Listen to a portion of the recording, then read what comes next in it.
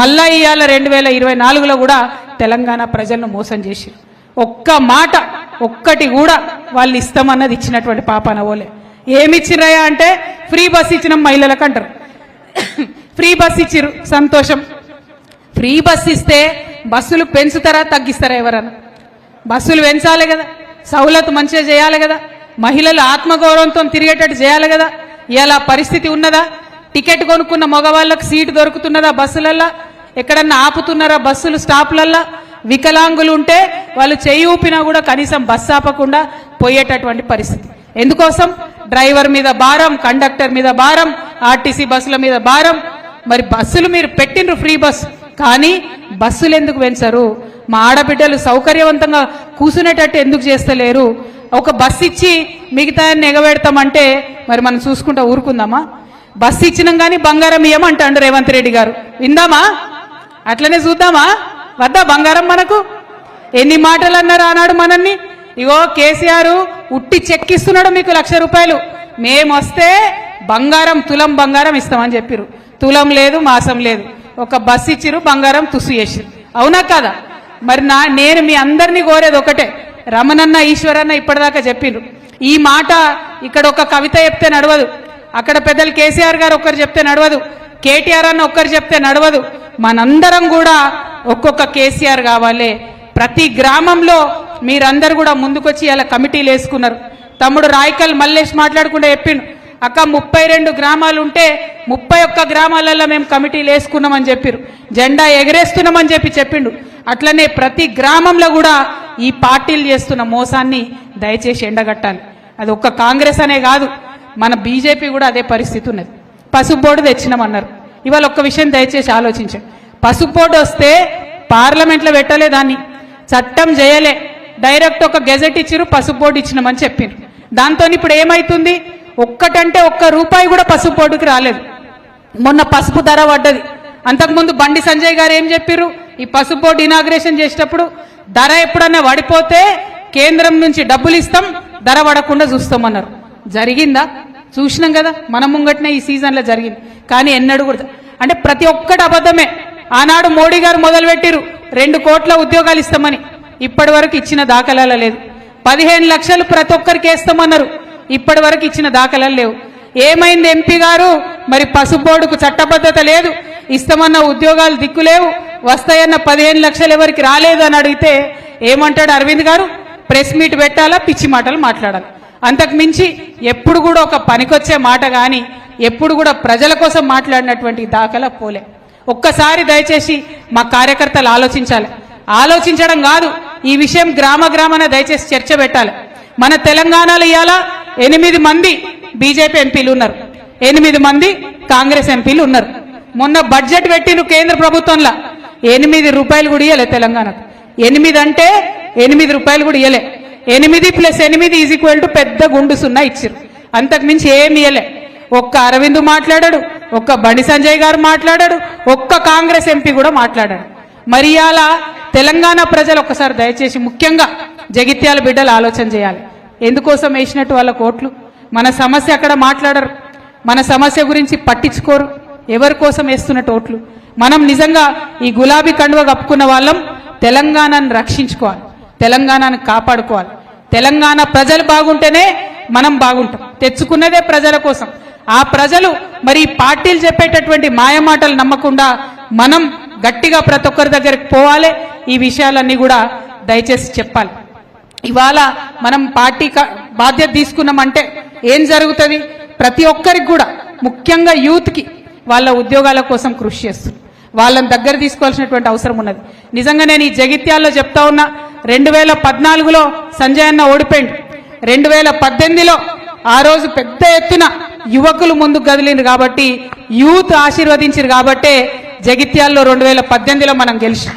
మళ్ళీ 2023లో వాళ్ళు కొద్దిగా ఇబ్బంది పడ్డారు, మాకు ఇబ్బంది అవుతుంది అన్నారు. అప్పుడు సురేష్ నాయకత్వంలో ప్రతి మండలంలో శ్రీధర్ రెడ్డి ఇట్లా ప్రతి ఒక్కరం ప్రతి మండలంలో తిరిగి మరి బీఆర్ఎస్ ఏం చేసిందో చెప్పినాం, ఎక్స్ప్లెయిన్ చేసినాం, ఎన్ని ఉద్యోగాలు ఇచ్చినామో చెప్పినాం, అన్ని చెప్పి వారిని దగ్గర తీసుకున్నాం.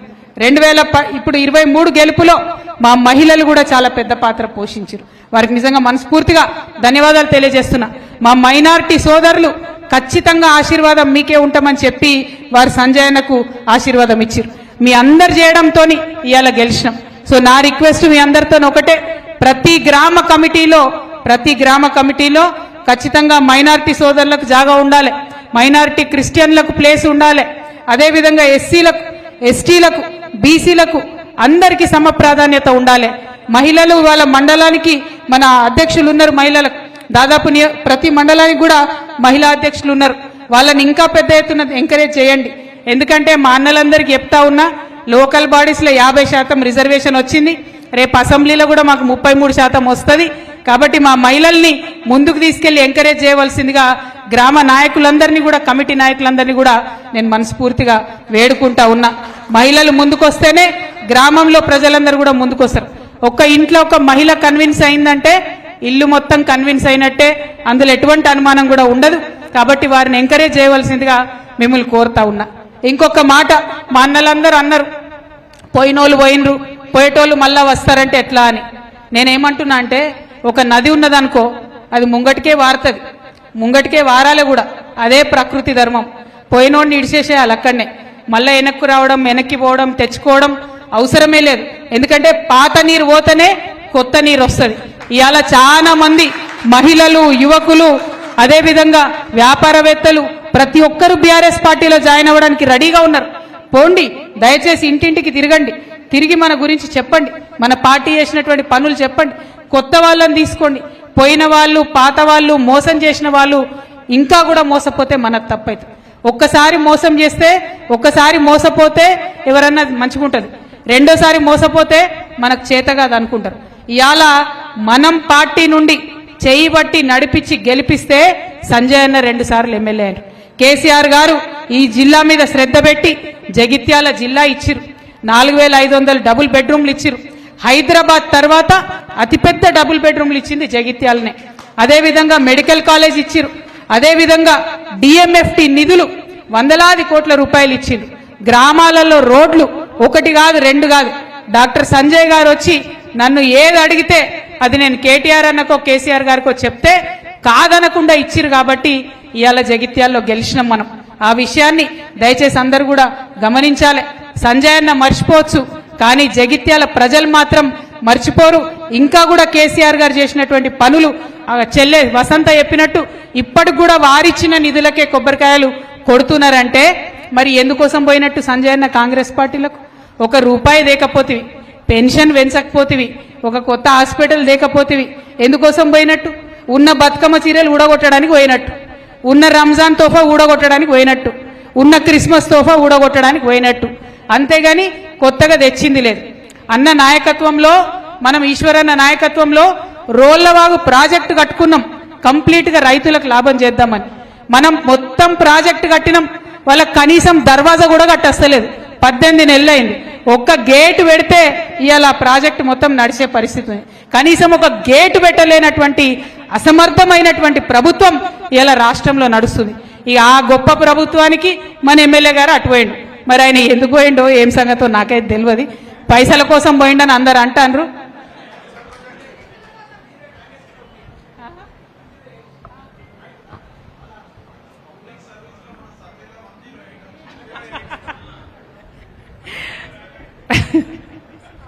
ఇక నేను ఏం చెప్పాలి, 1 కాదు 2 కాదు.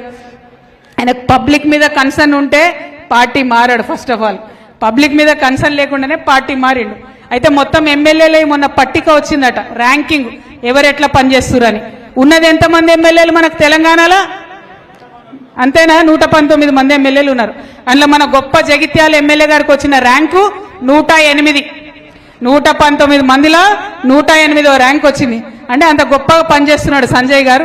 మరి ఈ గొప్ప పని చేయడానికి అక్కడికి పోవడం ఎందుకు అన్నది ఎవరికి అర్థమైతే లేదు. అట్లనే అసెంబ్లీలో నోరు విప్పింది లేదు, ఒక్క మాట మాట్లాడింది లేదు. మీరందరూ ఇంకొక ముచ్చట గమనించినో లేదో, ఏమైంది? నేను మొన్న టీవీ చూస్తున్నదో, టీవీలో ఫోన్లో చూస్తుంటే ఈ మన సంజయ్ ఎమ్మెల్యే గారు, మన అరవింద్ ఎంపీ గారు ఢిల్లీలో కనబడ్డారు. నాకు కన్ఫ్యూజన్ అయింది, సంజయ్ అన్న బీజేపీలో ఏరిండా కాంగ్రెస్లో ఏరిండా అని. మీకేమైనా అర్థమవుతుందా ఏ పార్టీలో ఉన్నాడు? నాకైతే అర్థమైతే లేదు, ఆయనకు కూడా అర్థమైతే లేనట్టున్నది. కాబట్టి ప్రజలకు కూడా కన్ఫ్యూజనే ఉన్నది. ఈయన ఒకసారి బీజేపీ ఎంపీతో కనబడతాడు, ఇంకోసారి కాంగ్రెస్ ముఖ్యమంత్రితో కనబడతాడు. అంత కన్ఫ్యూజన్ గందరగోళం ఉన్నది.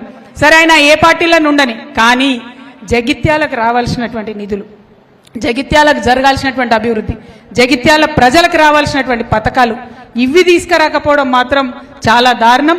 అవి తీసుకొని రావాలని చెప్పి ఎమ్మెల్యే సంజయ్ గారిని నేను డిమాండ్ చేస్తా ఉన్నాను. ఇంకొక మాట, మన గ్రామాలకు సంజయ్ అన్న ఎక్కడికి వచ్చినా కూడా, ఎందుకంటే ఆయన ఏ పార్టీలు ఉన్నాడో, బీఆర్ఎస్ ఎమ్మెల్యేనైతే కాదు, ఏ పార్టీలు ఉన్నాడో తెలియదు, వస్తే మాత్రం బాజాప్తా నిలదీయాలి. 2500 రూపాయలు ఎప్పుడు ఇస్తావని అడగాలి ఖచ్చితంగా. తులం బంగారం ఎప్పుడు ఇస్తావని అడగాలి ఖచ్చితంగా. నిరుద్యోగ భృతి ఎప్పుడు ఇస్తామని అడగాలి ఖచ్చితంగా. సంవత్సరానికి 2 లక్షల ఉద్యోగాలు ఇస్తామని యువతకు చెప్పిరు, అవి ఎప్పుడు ఇస్తారని అడగాలి ఖచ్చితంగా. రోళ్లవాగు నుంచి నీళ్ళు ఎప్పుడు ఇస్తామని అడగాలి ఖచ్చితంగా. ఇవాళ మా రైతన్నలు ఉన్నారు ఇక్కడ, ఎంత ఘోరం ఎంత గోస అంటే కేసీఆర్ గారు వరద కాలువను ఒక జీవనదిలాగా ఉంచిరు. సంవత్సరం పొడుగున వరద కాలువల నీళ్లు నిల్వ ఉంచుతుండే కేసీఆర్ గారు. ఉంచడం వల్ల ఈ గత 10 ఏళ్లు కేసీఆర్ గారు ఉన్నప్పుడు తాగునీటికి ఇబ్బంది లేదు, సాగునీటికి ఇబ్బంది లేదు. ఇవాళ వరద కాలువలో నీటి లెవెల్ పడిపోవడంతో వరద కాలువ ఎగువ ప్రాంతంలో ఉన్నటువంటి రైతులు, అది మల్యాల కావచ్చు, కతలాపూర్ కావచ్చు, మా మెట్పల్లి కావచ్చు, ఈ అందరు రైతులకు కూడా చాలా ఘోరమైన ఇబ్బంది ఉంది. కేసీఆర్ గారు నాకు బాగా గుర్తు, ఆనాడు ఒక మాట చెప్పిరు, వరద కాలువ నీళ్లు ఉంటే రైతులు పెట్టుకునే ఆ మోటార్లు మీకేం పోతుంది అని కరెంట్ వాళ్ళందరికి చెప్పిరు. మీరు డిస్టర్బ్ చేయొద్దు, వాళ్ళకు మీటర్లకు ఛార్జీలు అడగొద్దు, వాళ్ళు పెట్టుకోనని. ఇవాళ మళ్ళా పాత కాంగ్రెస్ జమానా వచ్చింది, తెలంగాణ రాకముందున్న జమానా. ఏంటిది? రైతులు పోయి కాలువల మీద మోటార్ పెట్టుకుంటే మోటార్ల కనెక్షన్లు వీకేస్తున్నటువంటి పరిస్థితి. అటువంటి పరిస్థితి ఉండొద్దని 10 ఏళ్లు కేసీఆర్ గారు తపన పడ్డారు. ఇవాళ మళ్ళా అదే వాపస్ వచ్చిన పరిస్థితి. రైతు బంధు వేసినామంటారు, 60% మందికి ఇంకా రానేలేదు. రుణమాఫీ చేసినామంటారు, 50% మందికి ఇంకా కానేలేదు. ఈ విషయాలన్నీ